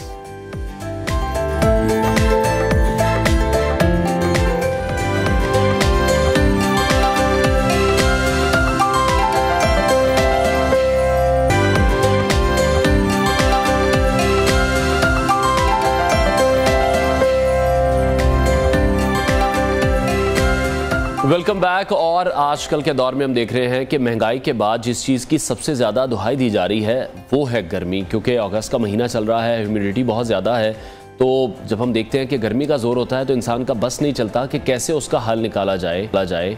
और वक्त के साथ साथ हमने देखा टेक्नोलॉजी ने तरक्की की, पंखे ईजाद हुए, उसके बाद रूम कूलर और फिर एयर कंडीशंस का दौर आया। लोगों की ज़िंदगी में हमने देखा कि अब AC बहुत ज़्यादा आम होते जा रहे हैं। घर छोटा हो या बड़ा हो, आपको हर घर में कम से कम एक AC तो लाजमी लगा हुआ दिखाई देगा। और अब तो हाल ये है कि दफ्तर हो, घर हो, गाड़ी हो या फिर कोई भी जगह हो जिसमें शॉपिंग मॉल्स भी हैं, तो हर जगह वहाँ पर एयर कंडीशनर की सहूलत मौजूद रहती है। और जब हर जगह ही एयर कंडीशनर मौजूद होगा तो फिर आपको उसकी आदत भी ज़रूर पड़ जाती है। अब हमारे जिस्म हैं जैसे वो एयर कंडीशन के आदी हो चुके हैं, और अब ज़रा सी भी गर्मी अगर हमें लगती है तो वो हमारे लिए नाकाबिले बर्दाश्त हो जाती है। और एक वक्त वो भी था जब लोग पंखों के बगैर भी गुजारा करते थे, पंखों के बगैर भी सोते थे। तो गर्मियों में हम देखते हैं कि एयर कंडीशंस की ज़रूरत से किसी तौर पर भी इनकार नहीं किया जा सकता। लेकिन जैसा हम अपने हर शो में बात करते आए हैं, हर चीज़ को लेकर, खुराक को लेकर चाहे वो बात हो, कि हर चीज़ में एतदाल बहुत ज़्यादा ज़रूरी होता है। इसी तरह AC के इस्तेमाल में भी शायद जो मॉडर्निटी है उसका इस्तेमाल बहुत ज़्यादा होना होना चाहिए, क्योंकि एसी का जो ज़्यादा इस्तेमाल है वो हमारे जिस्म पर क्या असरात मुरतब करता है, हमारे लिए कितना नुकसानदेह साबित हो सकता है। हमने आज इस पर बात करने के लिए अपने शो में ज्वाइन हमें करेंगे डॉक्टर दानियाल हमारे साथ मौजूद हैं, जनरल फिजिशियन, जो कि फेमस हुए हैं अपने एक बहुत ही अच्छे डायलॉग से कि और छड्डो जी मैं तानू दा हल दसना वा। टिकटॉक से उन्होंने काफ़ी फेम पाई है, 1.3 मिलियन के करीब उनके फॉलोअर्स टिकटॉक पर मौजूद हैं। आज हमारे साथ स्टूडियोज़ में हैं, उनसे इस हवाले से मज़ीद बात करते हैं। Thank you for your time Daniyal, welcome to the show. इंसानी जिस्म हमने देखा कि हर तरह के माहौल में एडजस्ट करता है, गर्मी हो या सर्दी हो। जिस तरह से पहले दौर में हम देखते आए हैं कि पंखे के बगैर भी लोग सोते रहे हैं, छतों पर चारपाइयाँ बिछाकर सोने का एक ट्रेंड था, लेकिन अब हर घर में एसी मौजूद है। बिल्कुल ऐसे ही, और एसी इस वक्त हर इंसान की ज़रूरत बन चुका है। और होता यही था कि पुराने वक्तों में इवन हमारे जो बुज़ुर्ग हैं उनकी इम्यूनिटी बड़ी स्ट्रांग होती थी। मेरे अपने नाना अबू हैं, ही इज़ माशाल्लाह 70-75 और अभी भी वो हेल्दी हैं, खुद चल फिर रहे होते हैं। और आजकल हमारे मुल्क में अक्सर लोग जल्दी जवान बूढ़े हो जाते हैं, इसीलिए क्योंकि हमने कुछ हेल्दी जो ट्रेंड्स हैं उन्हें छोड़ दिया है। इनफैक्ट ये जो आप एसी वगैरह यूज़ करते हैं, they can cause some serious infections as well, क्योंकि ये जो एसी के फिल्टर्स होते हैं, आपने देखा होगा कि इसके अंदर अक्सर वो कूलेंट भी डाले जाते हैं जी। तो ये जो फिल्टर्स होते हैं ये अक्सर थोड़ा ह्यूमिड रहते हैं और वहाँ पे अक्सर एक बैक्टीरिया ग्रो कर सकता है जिसे हम बोलते हैं लीजनेला। लीजनेला जो है वो ऐसी इन्वायरमेंट में बड़ा अच्छा ग्रो करता है। और अक्सर लोग जो अपने एसी के फिल्टर चेंज नहीं करते, सालों तक एक ही फिल्टर चला रहे होते हैं, नहीं करते, एग्जैक्टली सफाई नहीं करते, सीजन आता है, तो ऐसे केसेस के अंदर अक्सर लोगों को ये एक नमोनिया टाइप बीमारी हो सकती है जिसको हम लीजनेस डिजीज बुलाते हैं। ठीक है, और ये बीमारी का जो सबब है वही ऑर्गेनिज्म है, एक बैक्टीरिया है जिसको हम लीजनेला कहते हैं। जो बात आप कर रहे हैं बिल्कुल वो ठीक है, घरों में तो फिर भी हम लोग शायद इसका ख्याल रख लेते हैं, लेकिन जिस तरह मॉल्स हैं या ऑफिसेज हैं वहां पर इस बात का ख्याल तभी किया जाता है जब सीजन आया, एक बार उनकी साफ सफाई कर ली, उनको सर्विस करवा लिया और उसके बाद फिर वो पूरा सीजन चलते हैं। एग्जैक्टली और आई थिंक जो कमर्शियल सेटअप्स हैं यहाँ पे ऐसी चीज़ों का ख्याल ज़्यादा रखना चाहिए, क्योंकि वहाँ पे हर किस्म के बंदे ने आना और वहाँ पे अगर आप ऐसी चीज़ों का ख्याल नहीं रखोगे तो एक एपिडेमिक क्रिएट हो सकती है। वहाँ पे आप ढेर सारे लोगों को एट ए टाइम इन्फेक्ट कर सकते हो। तो वहाँ पे तो जो एसी की मेंटेनेंस है वो बहुत ज़्यादा इंपॉर्टेंट है। इनफैक्ट ये रिसेंटली जो नगलेरिया की एक वबा सी फैली आप कह लें, उसकी वजह भी यही थी कि जो स्विमिंग पूल्स थे उनकी प्रॉपर मेंटेनेंस नहीं हो रही थी। स्विमिंग पूल के पानी को अगर आप प्रॉपर क्लोरिनेट करो then you don't have to fear Naegleria. ठीक है, कोई खतरनाक चीज नहीं है। तो मेन चीज हमेशा तब आती है जब आप नेग्लिजेंस शो करते हो, आप प्रॉपर एक चीज को मेंटेन नहीं करते, and that can lead to infections and disease. ठीक है, अच्छा जिस तरह से आपने भी बात की, इम्यूनिटी वाकई लोगों की मुतासिर हुई है, खासतौर पर कोविड के बाद हमने देखा कि शायद कुछ ज़्यादा मुतासिर हो गई है, या फिर एक वो माइंड गेम है कि हम उसमें अभी तक चल रहे हैं कि अभी तक कोविड के जो असरात हैं वो बाकी हैं, या कुछ लोगों ने अगर वैक्सीन लगवाई है, बूस्टर डोज लगवाई है, तो उनका ये कहना है कि वो अब उनके जिस्म की इम्यूनिटी ख़राब होगी। एक कॉन्सेप्ट ये भी है। साथ ही साथ पहले हमें इस तरह से गर्मी नहीं लगती थी, हम बाहर अगर क्रिकेट भी खेल रहे होते थे, अब तो जैसे ही स्वेटिंग होती है तो कोशिश होती है कि फ़ौरन गाड़ी में बैठ जाए, घर के अंदर आ जाए, AC ऑन कर ले, और फिर जब AC से बाहर निकलते हैं या सोकर उठते हैं तो फिर जिस्म अकड़ा होता है, जिस्म में दर्दें बहुत ज़्यादा हो रही होती हैं। बिल्कुल, एक्चुअली प्रॉब्लम ये होती है कि एक तो है कि वक्त के साथ साथ ह्यूमन बॉडी हमेशा अडेप्ट करती है। आप इसे जिस एनवायरनमेंट में रखोगे ना, ये उस हिसाब से अपने आप को ढालने लग जाएगी। आपने जो बात की कि आप AC से निकलते हो, जिस्म अकड़ जाता है, इसकी एक प्रॉब्लम ये होती है कि ह्यूमन बॉडी को किसी भी एनवायरनमेंट में अकोमोडेट करने में टाइम लगता है। आपने अचानक से ठंड से गर्मी में गए हो, आपकी बॉडी फौरन अडेप्ट नहीं करेगी, उसके थोड़े बहुत असरात आपको फील होंगे।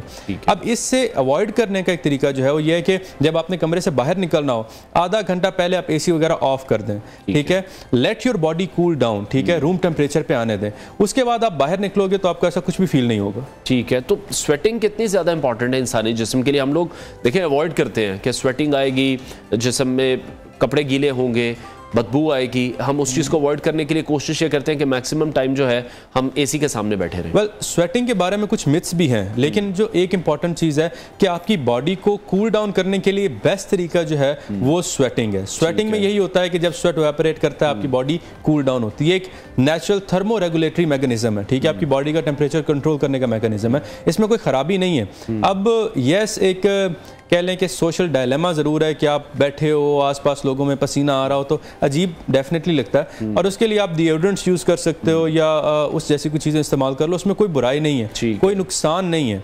बाकी पसीना आना हेल्दी है, लेकिन एक जो कॉमन मिथ होती है वो ये होती है पसीना आने से वजन कम होता है। दैट इज एब्सोल्युटली फॉल्स, गलत है, बिल्कुल ऐसे ही है। तो उसका ऐसे कोई ताल्लुक नहीं है। ये है कि अगर आपको पसीना ज्यादा आ रहा है तो you have to stay hydrated, ठीक है, रिमेंबर टू स्टे हाइड्रेटेड। पानी डेली पिए, जिस तरह का आजकल मौसम चल रहा है, ठीक है, हर किसी को बहुत ज़्यादा पसीना आता है। हमारे पास इवन इनफैक्ट अपने सेटअप में डिहाइड्रेशन के बहुत केसेस नजर आते हैं। So you have to stay hydrated, at least दिन में 3 लीटर पानी आप पिए, बाकी पसीना आने की टेंशन नहीं, कोई ऐसा मसला नहीं है। और ये जो एक लाइन लोगों ने बनाई हुई है ना कि स्वेट इज फैट क्राइंग, ये बिल्कुल गलत है, इसके पीछे कोई लॉजिक नहीं है, ये हम आज क्लियर कर रहे हैं। अच्छा, अब पहले हम देखते हैं, हम ग्राउंड्स में क्रिकेट खेलने जाते थे या अगर हम शॉपिंग करने जाते थे तो पहले मॉल्स तो नहीं होते थे, पहले हम बाज़ारों में शॉपिंग करते थे। लेकिन आजकल जो बच्चों का ट्रेंड है, वो बच्चे छोटे बच्चे भी हैं तो वो रोना शुरू कर देते हैं अगर घर में एसी नहीं चल रहा, गाड़ी में एसी नहीं चल रहा। जो प्ले ग्राउंड्स हैं या जो जहाँ बच्चे खेलना चाहते हैं तो वो भी ये कहते हैं कि इंडोर फैसिलिटी कोई हो, वहाँ पर हमें ले जाएं। तो ये भी एक बड़ा गलत कॉन्सेप्ट शुरू हो गया है। डेफिनेटली। अब देखें, पुराने वक्तों के अंदर अगर मैं अपने बुजुर्गों की बात करूँ या इनफैक्ट अपने बचपन की बात करूँ तो हम भी गलियों पर खेलते थे, पकड़न पकड़ाई, छुपन छुपाई, और वो हेल्दी एक्टिविटीज होती थी, भाग दौड़ होती थी, और वो चीज़ें जो थी हमारी इम्यूनिटी को भी स्ट्रॉन्ग करती थी, हमारी फिजिक को भी स्ट्रॉन्ग करती थी। लेकिन क्योंकि अब हमने एक कुछ गलत आदतें अपना ली, आजकल ये जो स्क्रीन्स हैं, हमारे बच्चों को यही स्क्रीन्स जो हैं ये ओसीडी कर रही हैं, बिल्कुल एडीएचडी के अक्सर पेशेंट बना रहे हैं, उनके अटेंशन स्पैन की धज्जियां उड़ा रही हैं ये स्क्रीन्स। हम बच्चों को जो पकड़ा देते हैं वो बस स्क्रॉल डाउन कर रहे हैं, इसका आपके बच्चों के दिमाग पे बहुत बुरा असर पड़ता है। But we have adopted it, ठीक है। अब आप बच्चे को फोन नहीं दोगे, स्क्रीन नहीं दोगे, he is not going to settle down, आप उसे हैंडल नहीं कर पाओगे। तो we need to change as a society. कुछ ऐसी चीजें हैं जो हमें चेंज करने की जरूरत है, बट आई थिंक कि वो अवेयरनेस के साथ होंगी। ठीक है। अच्छा डॉक्टर साहब, आप जब आपको मैं डॉक्टर कह रहा हूँ ना तो वो बड़ा थोड़ा सा वो मुझे लग रहा है क्योंकि बहुत ही आप यंग लग रहे हैं। फिर साथ ये जो स्लैंग आपने स्टार्ट किया है उसकी मैं स्टोरी जानना चाहूँगा कि ये कैसे शुरू हुआ, किस तरह से आप इतने वायरल हो गए। वेल एक्चुअली मैं खुद एक देसी बंदा हूँ, ठीक है। तो मेरे गांव में हम पंजाबी बोलते हैं, सराइकी बोलते हैं। ये जुमला पंजाबी का ही है, ओ छड्डो जी मैं दस्ताना, आप छोड़ो मैं बताता हूँ, बिल्कुल। और फर्स्ट वीडियो जो मेरी वायरल हुई थी वो इसीलिए हुई थी क्योंकि मैंने कोविड की अवेयरनेस फैलाई थी। अच्छा। मैंने कोविड-19 का मतलब बताया था कि CO for corona, VI for virus, D for disease और 19 इसलिए क्योंकि ये 2019 में फैलना शुरू हुई थी। और उसके बाद फिर मैंने अक्सर जो बीमारियां हैं उनका ब्रेक डाउन करना स्टार्ट किया, उनके सिम्टम्स के बारे में बात करना स्टार्ट की, और आहिस्ता आहिस्ता मेरी जो मेडिकल फील्ड थी उसी ने मुझे इतना फेम दिया, and I am here now. ठीक है। तो कितना हेल्पफुल है ये फेम आपके लिए, आपके क्लिनिक के लिए, आपके जो पेशेंट्स हैं, जो क्लाइंट्स हैं, वो बढ़े हैं फिर इससे? Well definitely. इनफैक्ट अक्सर मैं जब इमरजेंसी रोटेशन कर रहा होता हूँ तो मरीज साइड पे होता है, कहते हैं सर जी सेल्फी दे दें प्लीज। तो ठीक है। लेकिन अल्हम्दुलिल्लाह अच्छी बात है और मुझे सबसे ज़्यादा खुशी होती है कि मैं एक पॉजिटिव इम्पैक्ट ला रहा हूँ सोसाइटी में। दैट्स अल्हम्दुलिल्लाह। मैं अल्लाह का लाख लाख शुक्र अदा करता हूँ कि जो मुझे फेम मिला है वो इस वजह से मिला है कि मैंने एक अच्छा कदम उठाया है, लोगों को अवेयरनेस दी है, लोगों की मदद की। अच्छा, हम ये देख रहे हैं कि ऐसे लोग बहुत ज़्यादा कम हैं जो कि अवेयरनेस के लिए भी काम कर रहे हैं सोशल मीडिया पर लोगों के लिए। तो अभी एक और बहुत आम टॉपिक है जो कि अब डेंगू है, आने वाले दिन जो हैं वो इसके हैं, उस पर मैं चाहूँगा आप कुछ कमेंट करें क्योंकि हर साल हम देख रहे हैं बहुत से लोग इसका शिकार होते हैं। किस तरह से इससे बचना है?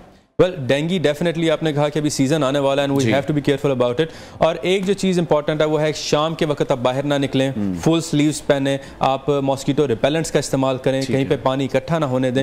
ये तो एहतियाती तदाबीर है। अब अगर किसी को डेंगू हो जाता है उसे कैसे पता चलेगा? ठीक है, आपकी बॉडी एक होगी, फीवर होता है आमतौर पे 100 से 104 फ़ारेनहाइट का, ठीक है नॉर्मली। इसके अलावा रेट्रो ऑर्बिटल पेन एक बहुत ही कॉमन सिम्टम होता है, आंखों के पीछे दर्द हो रहा होता है जिस समय थकावट सी होती है, आपको उल्टी या क्या आ रही होती है, ये कुछ कॉमन सिम्टम्स हैं। और अगर आपको ऐसे सिम्टम्स आ रहे हैं तो आप फौरन हॉस्पिटल में जाएं और अपना टेस्ट कराएं। एक सिंपल CBC का टेस्ट काफ़ी होता है। इसके अलावा हम NS1 एंटीजन का भी टेस्ट करते हैं, उससे भी क्लेरिफाई हो जाता है कि आपको डेंगू है या नहीं है।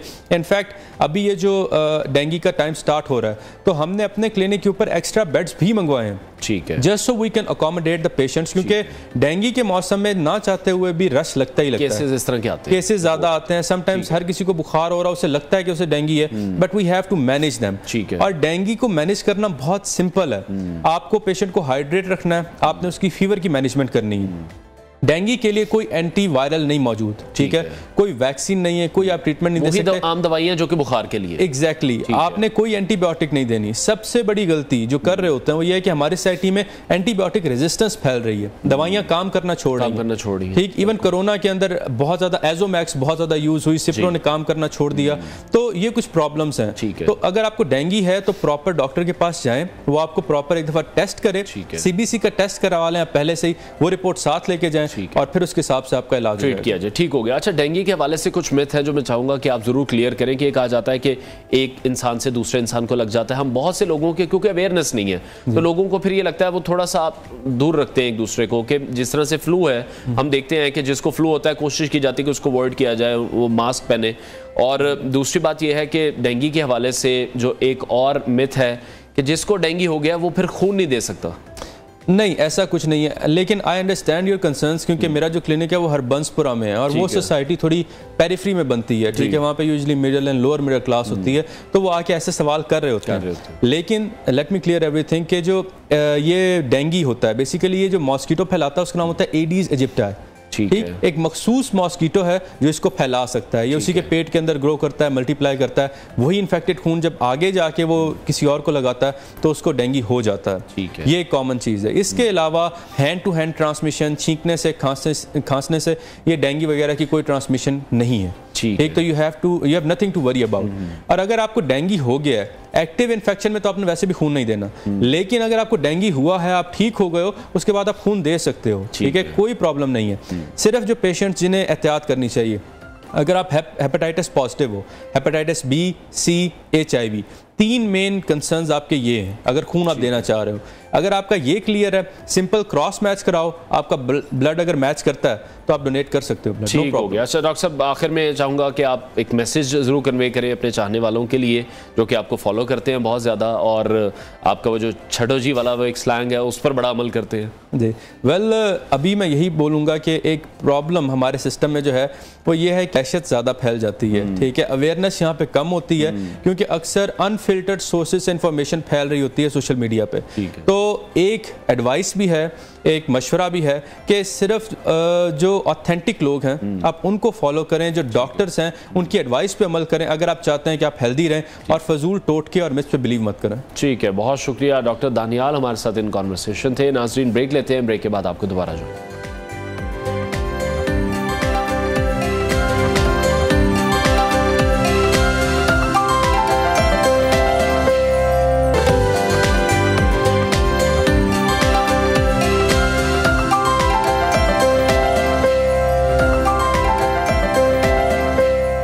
Welcome back. लास्ट वीक हमने आपके साथ एक वीडियो शेयर की थी, एक खुसूसी रिपोर्ट शेयर की थी, जिसमें आपको ये बताया गया था कि लाहौर का जो कचरा है वो LWMC किस तरह से इकट्ठा करता है, कहां पर उनकी डंपिंग साइट्स मौजूद हैं, कितना स्टाफ उनका काम कर रहा है, और साथ ही साथ कौन सी ऐसी जदीद मशीनरी उनके पास मौजूद है जिसके ज़रिए कचरे की जो रिसाइकलिंग का अमल है वो किया जाता है। तो असदुर रहमान ज़िया की एक खुसूसी रिपोर्ट है, पहले वो देखते हैं फिर इसको डिस्कस करेंगे।